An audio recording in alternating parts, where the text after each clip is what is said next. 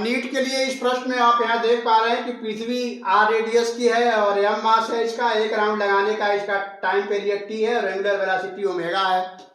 पृथ्वी अचानक श्रिंक करके यानी सिकुड़ करके छोटी हो जा रही है, यानी इसका वॉल्यूम पहले v था, अब v/64 हो गया। ऐसे में इसका एक राउंड लगाने का टाइम पीरियड और एंगुलर वेलोसिटी निकालना है।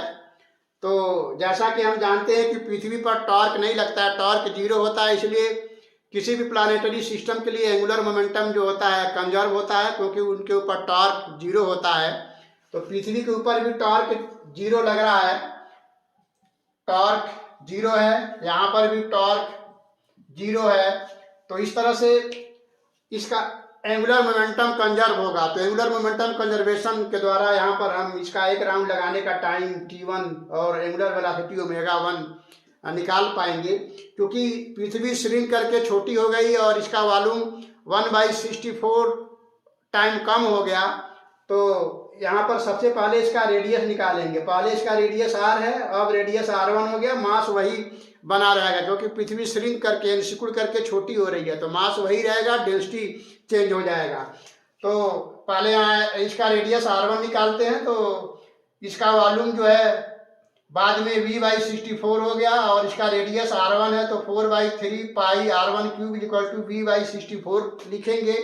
और यहाँ पर v की वैल्यू 4/3 पाई r क्यूब है, तो यहाँ पर रख करके जब इसको सॉल्व करेंगे 4/3 pi r cube by 64 equal to 4/3 pi r1 का क्यूब करेंगे, तो यहाँ पर r1 की वैल्यू r/4 आ जाएगा।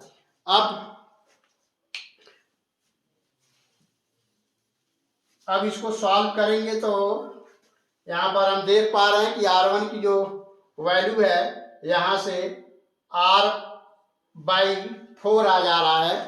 तो अब एंगुलर मोमेंटम कंजर्वेशन लगाएंगे तो इसका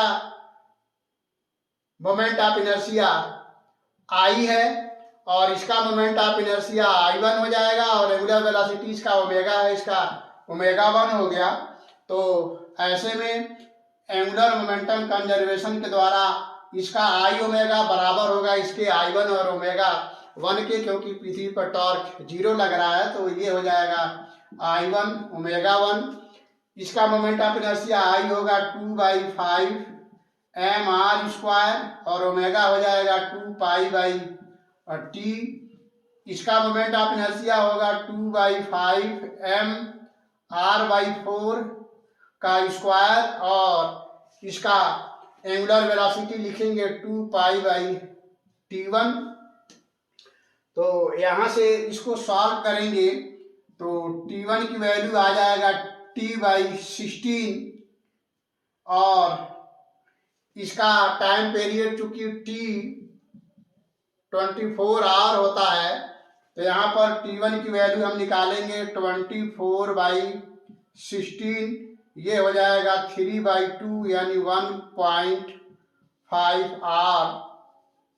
इस प्रकार पृथ्वी का जो टाइम पीरियड यहाँ t1 है, t1 जो है पहले का 1/16 टाइम यानी 3/2 यानी 1.5 आवर हो जाएगा।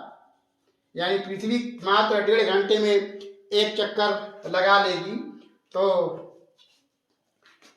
हम समझते हैं ये क्वेश्चन आप काफ़ी अच्छे से समझ पाए होंगे। तो इस तरह के क्वेश्चन जनरली नीट के एग्जाम में पूछे जाते हैं। तो अगर आप इसका स्क्रीनशॉट लेना चाहें तो ले सकते हैं। तो फिर मिलते हैं नेक्स्ट वीडियो में किसी और क्वेश्चन के साथ। तब तक के लिए थैंक यू।